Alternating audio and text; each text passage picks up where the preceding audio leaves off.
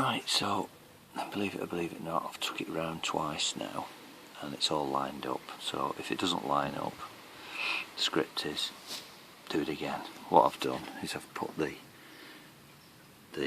dirt guard over the belt, put the bottom pulley on, put the bolt in, and then that's that sorted. And then it does actually line up. At the bottom of there's a little blip on it, not if you can see it, but that lines up.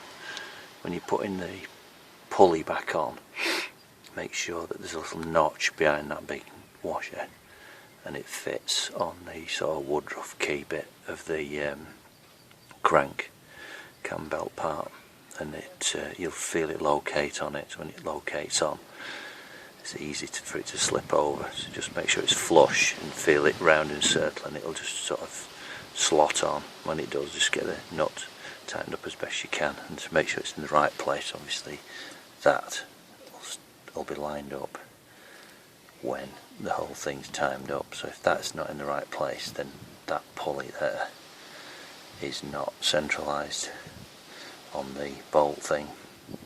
So just fiddle about with it till you get it right. It's not rocket science.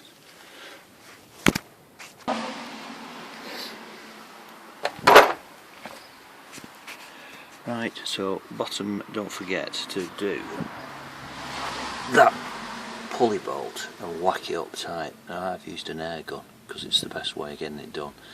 If you can't undo it, then you're going to have to use the right socket, a big bar, put it into gear, put your brakes on, and go for it as best you can, because you'll have a load of free play. The best way is if you can get an impact wrench, you'll get it off without even having to put it in gear or anything like that. It doesn't even spin it round on the engine because it just shocks it off. So now what I'm going to do, I've put the tensioner there. This tensioner has gone back on. It's for the auxiliary belt. Put a new auxiliary belt on. I've just put this top cover on here.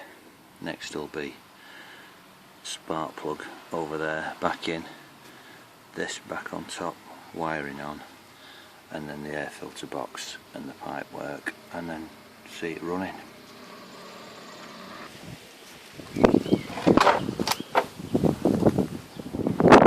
Right, auxiliary belts on. All you need is to route it round like we've done, and use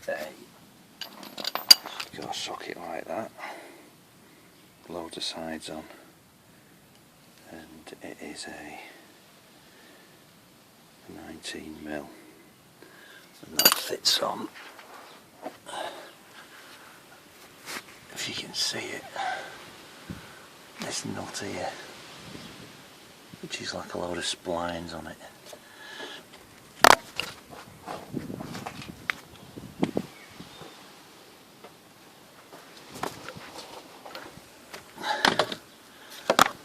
That one, that big one there, so you can turn it to get a load of tension on, and you best do it from underneath, get it near enough right, and then give it a good turn and you just slip it over.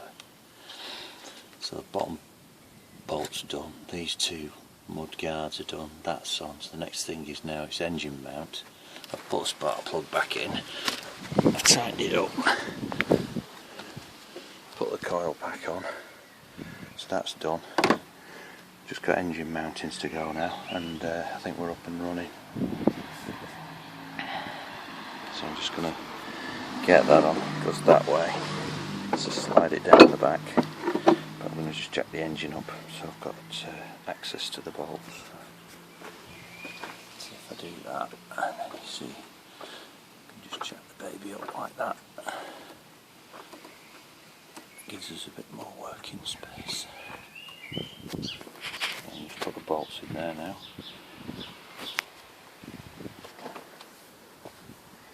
Right, engine mounting back on, auxiliary belt on, all the top's done, so we can actually do this now. Control back out.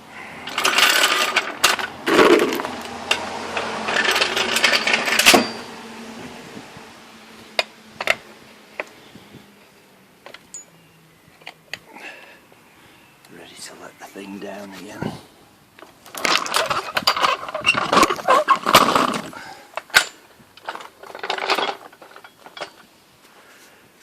Block of wood under there, which I'll do in a minute. So what's going on now is the air filter box, air filter back in, this gubbins, the air intake, plus that baffle. And the next time you see it, I'll have the wheel on, which is no big deal, and then have it running. Right.